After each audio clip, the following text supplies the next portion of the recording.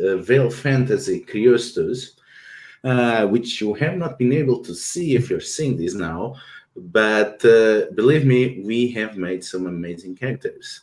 So to have something to share with you, let's have a sneak peek into their obligations. So before we do that, I want to remind everyone that this is a game organized by the Gauntlet, which is an indie story games focused community, which you can find links in the comments below.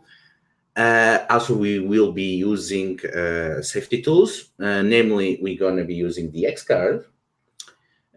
So for anything that you really don't want to touch in this game, just signal either visually or in chat that you want to X card something, and we roll back on that. And for things that need special curation, we're going to be script change, which we have on the roll for the party, the tools, so we can fast forward certain parts, cut certain parts, move the focus away from the camera on certain parts, stop a scene and discuss a little before continuing. So for something that you want to do it still, but you want to be careful, we're going to be using script change. And then we also going to have lines and veils, which will be on their own tab on the on the character keeper, and we have listed so far. We have sexual violence as a hard line, as well as veils of gore, torture, and violence against innocents. Treat this as a living document, which anything that you don't think it's something that should be crossed, or if you want to happen, you want it to be not as part of the game actively, and instead something that happens off screen, then you put it as a veil. So first and foremost, we gonna go through our players, and they're gonna briefly introduce each other and the characters and ask their obligations. So we're gonna start with Mark, that is going to be playing our architect. Hi. Yes, I'm playing Gaius Agrippa, and I am the architect, and I have control over the veil, and so I'm able to create small pocket realities for people to make deals and sign contracts in the presence of various supernatural beings that inhabit the veil.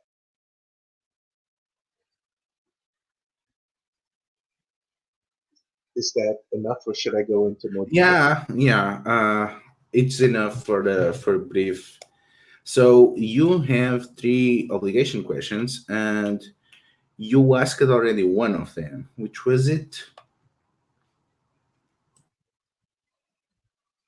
If someone else keeps a secret from me, for my benefit, they have one obligation over me.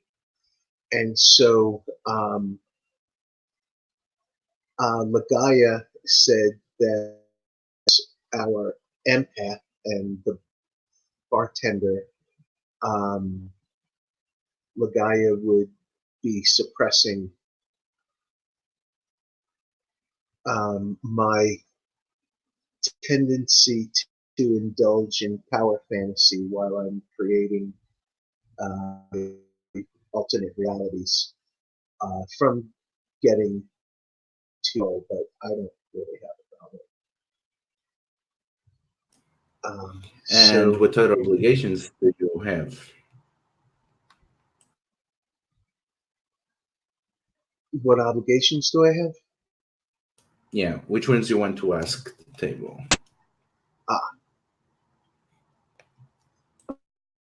If you've used your cyber brain to change something in the digital realm in order to protect someone else, that person would be agreeing that I would have an obligation on them. But I would have been able to somehow manipulate the cyber realm to help protect somebody.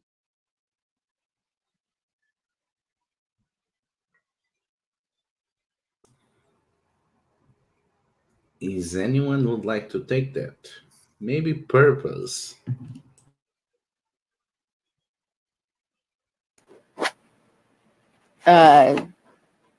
Sure. That sounds interesting. Yeah, maybe you are hiding her digital veil fingerprint. Oh, that would be very handy. Much appreciated. Yes, I'm into that. That sounds good. I will figure out how to add that to my character sheet after I'm no longer in the spotlight, but I'll remember that. And then the third question that I have, um, if you have, if I have been hurt manipulating the digital space in order to aid someone else in a life and death situation, I would have a Geary on that person. Didn't Vic say something about if uh, like you automatically owe somebody an obligation if they've gotten hurt somehow helping you as part of your background? Would that be okay with you? Yeah, so one of the rules that I enforce is that if somebody protects somebody else from harm, then they owe an obligation to repay that equally. So yeah, that would work. So what exactly is your what's the connection you would have with Vic then? Sorry. Well, Vic enforces um, obligations to spirits, Yeah. and I am a person who creates meetings where people make obligations to spirits, and I have a strong belief that a deal is a deal. So on occasion, we've worked together, say, to um, make sure that everybody involved understands the terms of the contract and the penalties for not fulfilling it. Yeah, that's cool. I can imagine when your clients turn up, you can like point to me standing in the corner and say, "And that's the guy who will be coming for you if you back out." Okay, so you have ties to each other character. That's great. Next, we have Maria with our empath. Hello, I am Maria. I will be playing Ligaya, the empath, who is basically our tavern keeper slash bartender, who is very sensitive to people's emotions and can also sort of suppress or manipulate them as need be. She believes that people tend to be ruled by their emotions and might do things that they don't intend to do, so her basic goals in life are to help people navigate them and calm them down. But on the flip side, she also feels like if she lets herself express too many emotions, she may become burdensome to others. So she tries to basically be as calm as possible. Um, um, I guess I can go into my obligation questions then. All right, let's see. The first one is, if someone caught you manipulating someone else's emotions unbeknownst to them and didn't tell anyone else, they have one obligation on you. So did anyone catch me in manipulating someone again without their knowledge?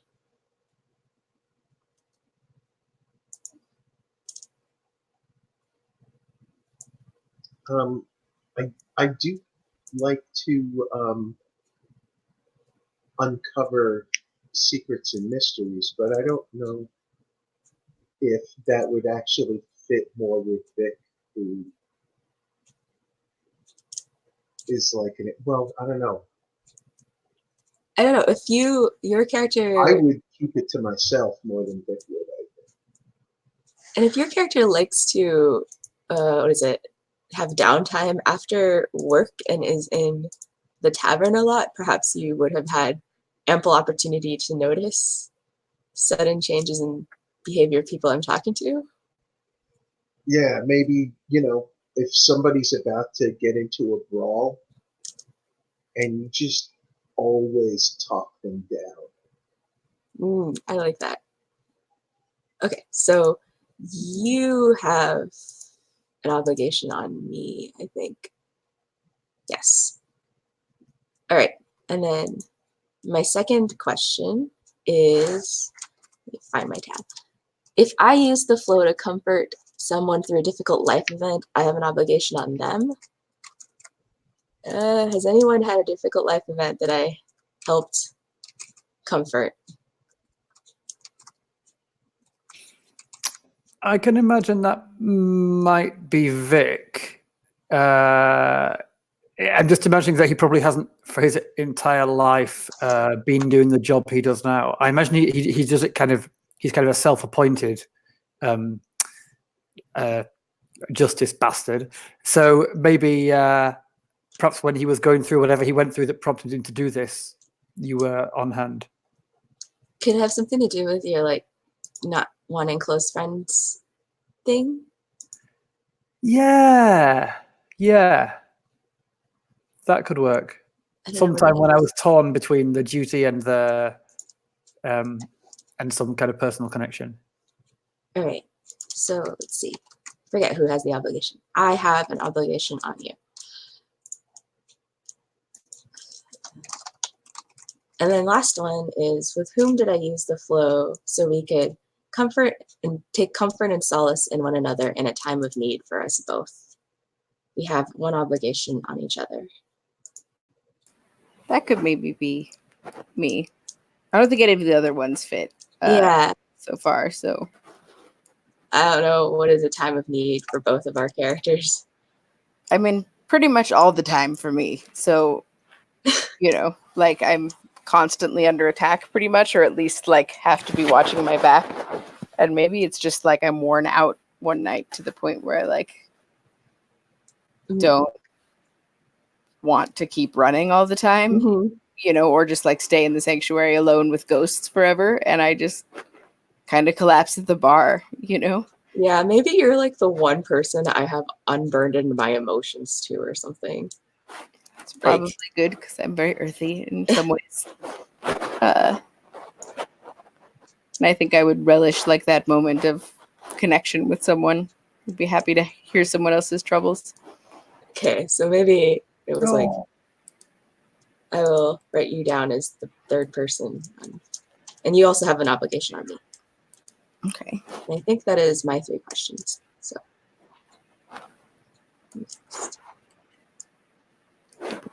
Okay, next we have our honor bound.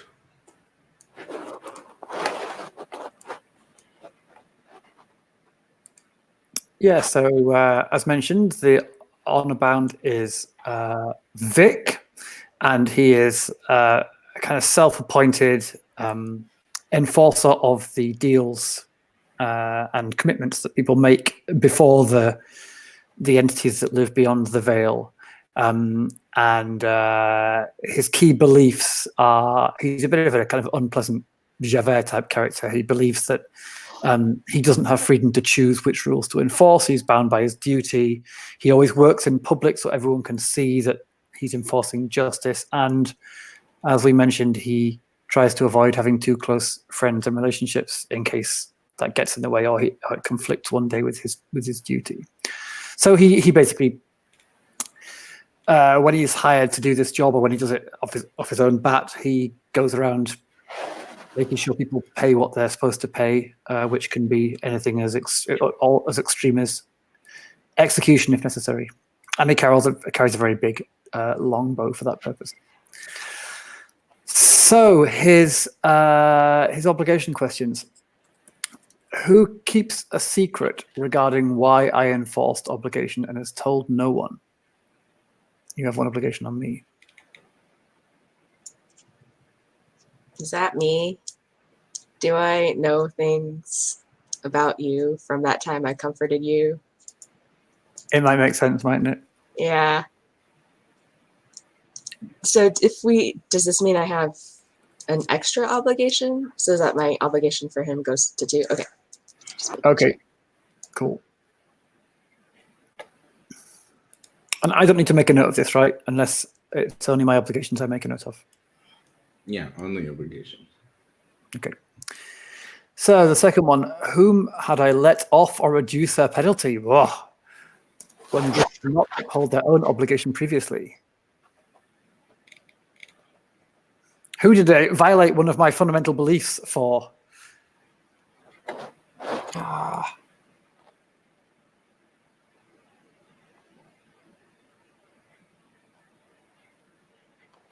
Well, I suppose it depends on how you feel about the wiped out order, right? Like, if you had respect for them, you would probably want to not let the only person who has any connection to any of it come Yeah, to harm or imprisonment. Yeah. that makes sense. But that then in turn depends on how much I know about the order. Like, will you have let me in at least on the basics of what it's all about? What I'm wondering is like whether there are like urban legends or like a cultural memory of this past order. And so what I would have let you in on is just that like I actually have access to the real information. I probably couldn't just reveal it. First of all, I don't even have it. I can't like decipher half of it myself. Yeah, for sure. But maybe you know that like if anybody could, it would be me, and that like all hope for that is lost if I'm gone, and that it's not just an urban legend or myth, that it was an actual thing. I like that idea that you basically, at the day you're staring down the barrel of my, well, both don't have barrels, but whatever, you kind of say, no, because you know that thing you've heard of that everyone thinks is extinct. Well, it's not, and I'm the last one. Yeah, I could even have like shown you the book. Like I probably would not have handed you the book. Yeah. But like just as proof that this was a thing, you know, and told you that like my life's purpose was to decipher it and try to bring the knowledge back into the world. Perfect. So I have one obligation on.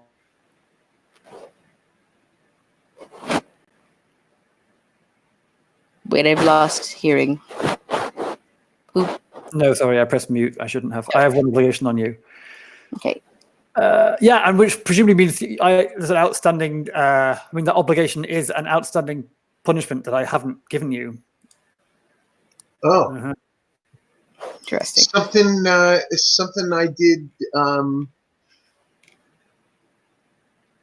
while inebriated at the bar. Go on.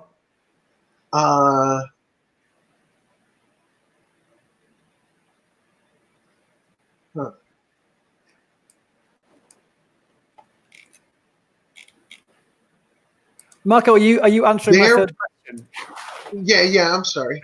No, it's fine. I haven't asked it yet. That's all. I think. I thought you were just. I thought you had already told me that as the third thing. Oh no! Sorry, I was just off the conversation. That it was an unresolved punishment. No, That's sorry, not what it is. No, that's what Bill and I were just negotiating. Sorry, I wasn't very clear. But it is going to have to be you if it's going to be anyone. So here is the third question. Okay. Whom have I trained to fend for themselves when I'm not around?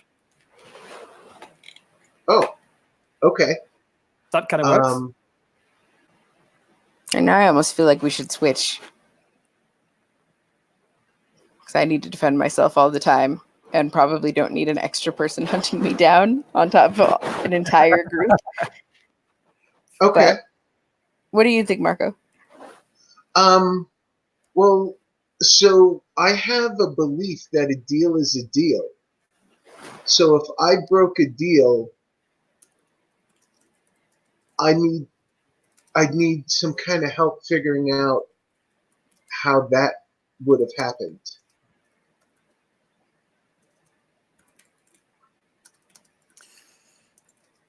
Yeah, you somehow got tied into a deal that you were like overseeing or rubber stamping somehow. Or could it be two deals came in conflict? Oh, that's a good idea. And so they kind of came for you, these entities.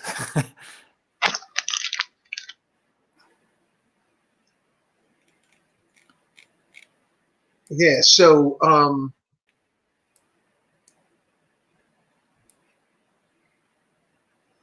as we were collecting it, normally I have the ability to keep my sanctuaries secure. It's one of the one of the positives of using me. And you watched me perform a ceremony to help solidify a deal, but unknowingly that had countered another deal. And since by creating a deal, broke a deal, these things came into the sanctuary and you defended the place. Right. And then in that situation, I should have enforced restorative justice against you. Right. But I didn't. We don't know what that is yet, so I can't make proper reparations because I don't know what the other deal that got broken is. So we have to solve this conundrum so that I can pay off this debt. That's a great idea. So Vic is left like with an open line in his book, basically, like there's a debt which I haven't been able to resolve yet. Cool. Okay. And that means then, Pearl, purpose that I've been training you to defend yourself. I think that's probably good. Okay. Sounds good to me. Yeah. I can use all the defense mechanisms I can get, especially since I'm trying not to be violent, right? So if I can be good at defending myself and not just like hack at things, that would probably be useful. Yeah, cool. Ludo says in the chat, Vic is team dad, apparently. Mm-hmm. Thanks. So next we have Pearl with their onomastic. Right. Wait, I forget. Are we doing character introductions and then the questions? Or are we okay? Yeah, just a brief one. Yeah. Okay. So I am currently named, at least, Purpose. And I'm the onomastic, which means that I am the last, like literally single person last of an order that has been wiped out by a group we're currently calling the Iconoclasts. And basically my entire life's purpose is to preserve and then restore to the population the wisdom and knowledge that my order possessed before it was wiped out. But because I am being constantly hunted, because like if they got rid of me, the whole order would be gone. I try to blend in the city as much as possible. So I wear pretty nondescript clothing, sort of androgynous, fluidy. And if you look at my face, it's a mix of like the sublime feeling of having this wonderful wisdom, whatever I've managed to hold on to, and being exhausted all the time from constantly looking over my shoulder. And so I am, I have a book, this book that I can't decipher yet. So my big quest right now is, what did I say? Fluid. But I can't decipher it yet, but it should have some way of helping me in my larger purpose of restoring the order's wisdom once I figure out how to decipher it. So that's my big thing. And then I also have a sanctuary, which belongs to the order. that I can retreat to that has an unknown and mysterious labyrinth with interconnected tunnels, something that shows humans the way they were before my order was wiped out, and also the phantoms or ghosts of my order who I can communicate with. And so it's very important to me, to the point that I will prize my own survival over pretty much anything else, because I am the only path towards the order's restoration. But violence is only a last resort. Like, retreat is better than violence unless you are defending like if someone tried to take the book or something. You're like, the important things you could be violent about, but only as much as necessary, and you're never allowed to take pleasure in it, etc. That is my important value. And we have to look out for those sneaky iconoclasts, which are shadow beings with human faces that speak only in your mind. Not pleasant. So I think that's the general bit on purpose. And I will ask some questions. So who helped save me from the iconoclasts, asking nothing in return?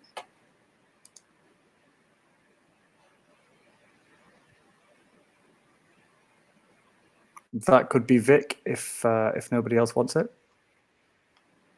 It makes sense to me. Like, maybe you sort of rescued me and then took me under your wing and taught me defense, like, as one ongoing sequence in that part of life. You know what I mean? Yeah, that sounds good. So you have one obligation on me. Whom have I allowed entry to my sanctuary in order to shelter you from danger? I'll take that one if you're okay with it. Yeah, sure. I don't do well when I get scared, and so yeah, if you offered me a bolt hole to hide in when something went haywire, yeah, I would have jumped on it. Yeah, absolutely. So then I have one obligation on you. We'll write that down. Father. Names. Gaius, right? Yes. Okay, just making sure I'm getting the Gaius Agrippa. The names right for writing things down. And then the last one is it actually works well with the ones we've already established. This is going quite nicely. Who has disclosed major life events to me, thereby increasing the components I have on you? That would probably be me. Yep. Ligaya. And I have one obligation for each component. So I guess, does that mean presumably you decide? So this is something about my character that has not come into play yet, and weirdly isn't on the character sheet. I'm noticing, like, I read about it, and it's not on here, so I forgot to mention it. Components, basically, one of the things that my order had knowledge of was how to use someone's true name to have influence or power, and it can be positive, like to help them, or negative, like it's not an inherently it's certainly not inherently malicious, because I think the order was not a malicious order. But so components are basically, the more I learn about someone, the closer I am to being able to figure out their true name. And so learning about their personality and the events that have made up their lives and that sort of thing, anytime I do that, learn a significant fact about someone, it's a component that I have. And the more components I have, the more likely I am to be able to successfully roll to use the true name skill, which is actually my main skill. It just isn't, like, pointed out very much on the sheet. Sorry. It's okay. But yeah, it's the skill that, like, book is the true name skill, but I can't do it without components. And Okay. every component gives me a bonus. So how many do you want to give me? How many things have you told me about yourself? I mean, I probably told you whatever life event led me to make the pact that allowed me to use the flow or to Okay. be able to sense emotions. So I feel like there was probably a major life event that led me to that. I'm not quite sure what it is yet. Maybe someone's striking out at me in anger. And I was like, I don't want this to happen again. And it says 1 obligation for each component. So is that the only thing you told me, or did you want to have told me other things? Yeah. Knowing, like this is as a person to person, not like a sneaky character thing, that like my intentions are good. And so it's not a bad thing necessarily for me to have components. I don't know off the top of my head another one, but we can say I gave you another one. And then I mean, make it could even just be a personality trait. You know what I mean? Like that you, like maybe I know that you're an empath. Like, or what, you know what I mean? That big heart to heart we had where we, like, you know that I'm an empath. I think that's another one. Because I don't think that's common knowledge to the whole wide world. Yeah, so, I'm not sure where to put that on the sheet, but I put it under the obligations, but I don't know where to put the components on the sheet at the moment. Maybe in the notes? Ludo? Yeah, I think it's something that you put on the notes because you need to track for each character, right? Okay, so I have, as far as I know, I only have the ones on the Gaia.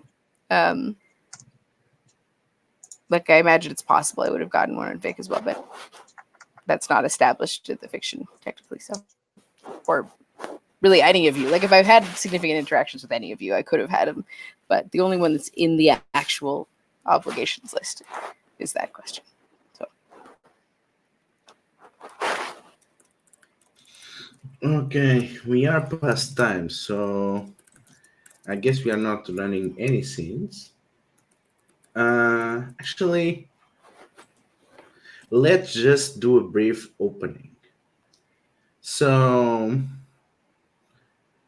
how does it look for a normal day on the job for Vic? I suppose for a fairly kind of low level. So first of all, he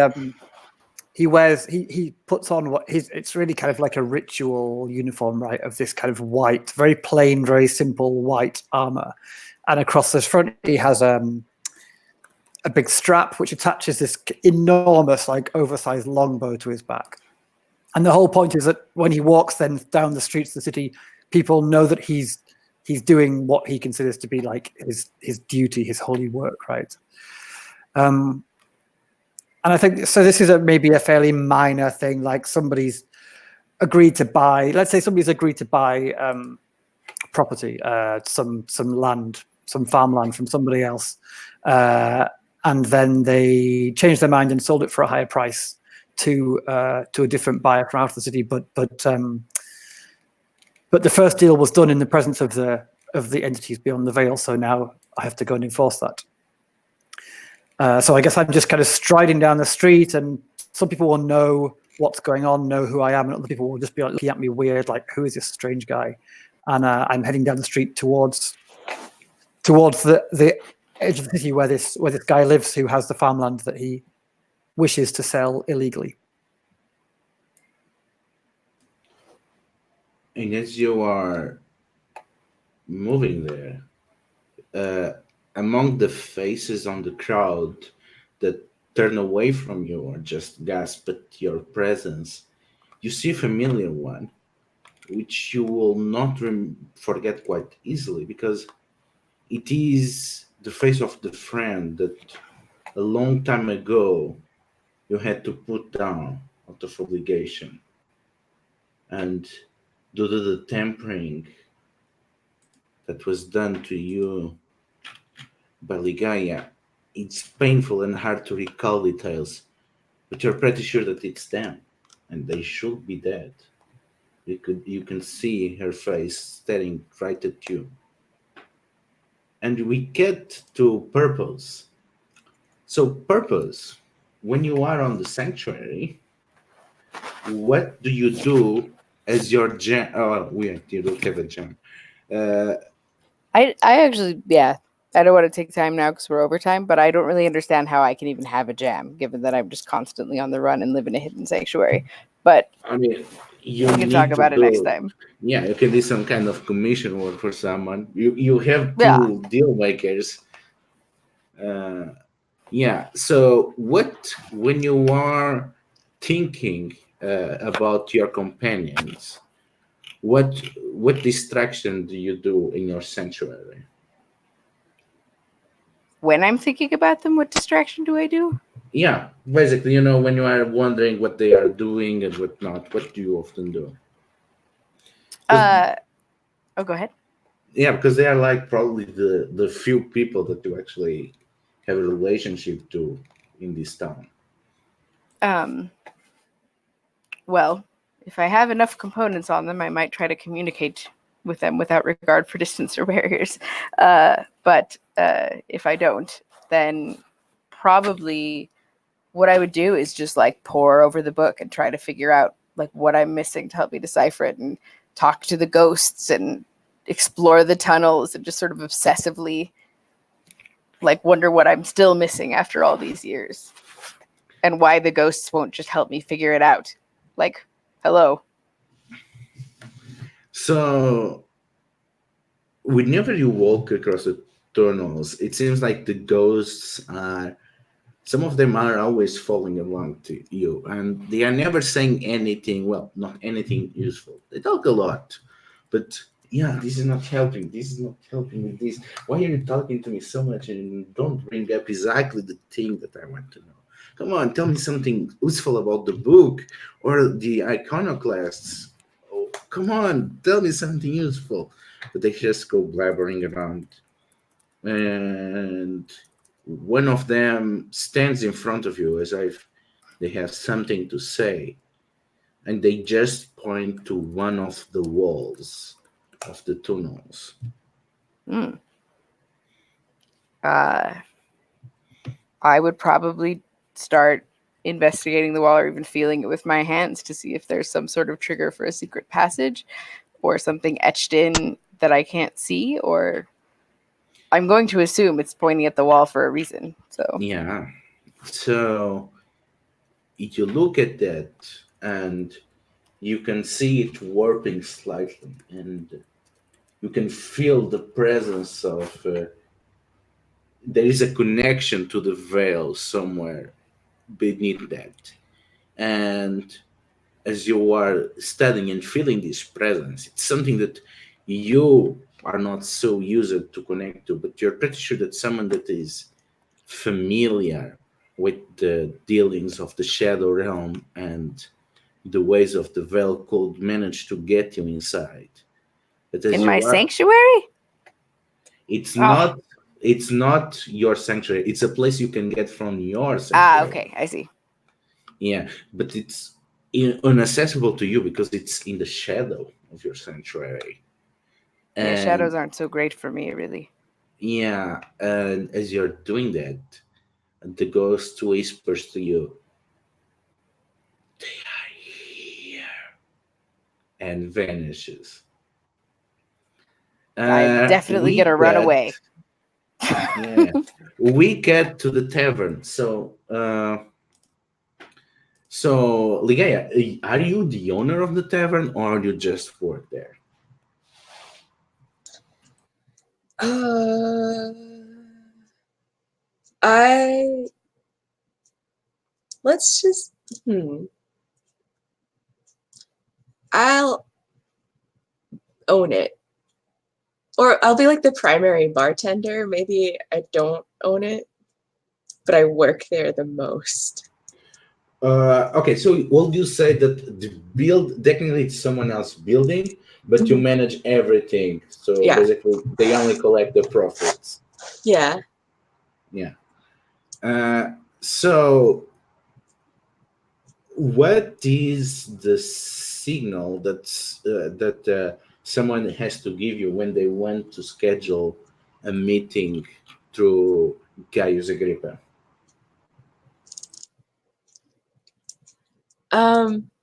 I think they ask me if there is uh, a meeting of like the city planners or something very mundane sounding. Yeah. Like, yeah. Yeah. So you see this Harold, man in his late 30s, and he has the looks of an outsider, and he seems to be stumbling with what to say. Is this here where I ask if when there is a meeting with the city planners? Uh, and I seem very awkward about this. I think I mean, I look very closely at him, trying to see if I recognize him at all. If I don't, I feel like I need a way to contact Gaius Agrippa. Yeah, I mean, what is the deal that you have? Gaius, why don't you paint us a scene of how do you enjoy yourself when you are on your private domains? And what is the thing that is the umbilical cord connecting you back to the world?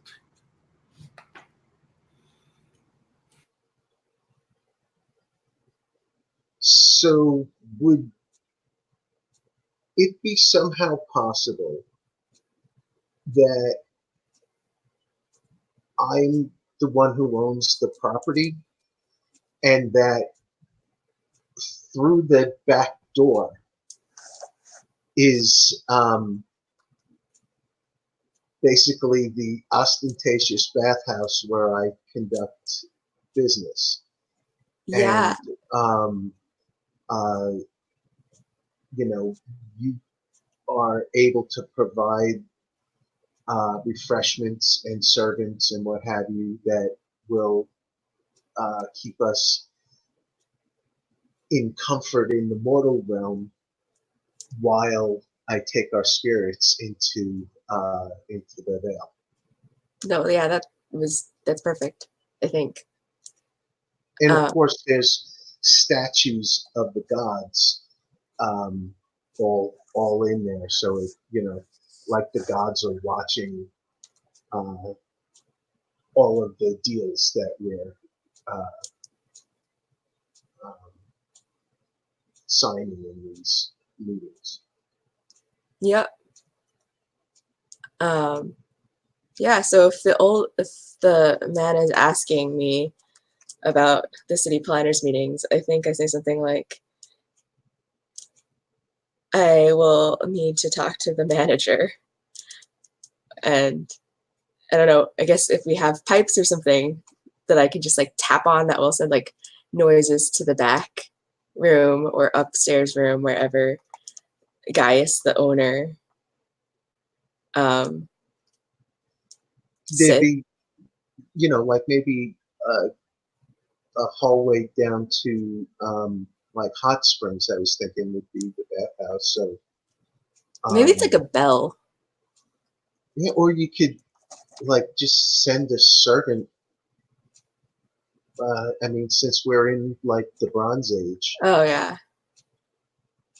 you know, Yeah, so I'll do we have servants? Well, you said yourself you are the primary Yeah. barkeeper, so you have to have people underneath you that manage. Okay, yeah. So I guess I'll turn to one of the servants and just be like, fetch the insert pretentious sounding synonym for manager here. Because I think I'm or imagining like we're an or do we upscale looking send tavern. them? Do we send them to maybe the An anteroom, antechamber. antechamber where it's almost like the tepidarium or whatever, which would be like a spa where someone would go and get like a massage and a rub down, and while that's happening, this person who's doing that is interrogating them to see if they have business that they want to bother me with. Yeah, and maybe it has like a like a hidey hole secret area where you can watch. what's Okay. happening in Tibetan. But I think it's all kind of ritualized. Yes. The whole process, culturally ritualized. But Okay, so you are sending them ahead to the Tipiarian, right? Yep. Okay, as you signal them, they turn back to someone else.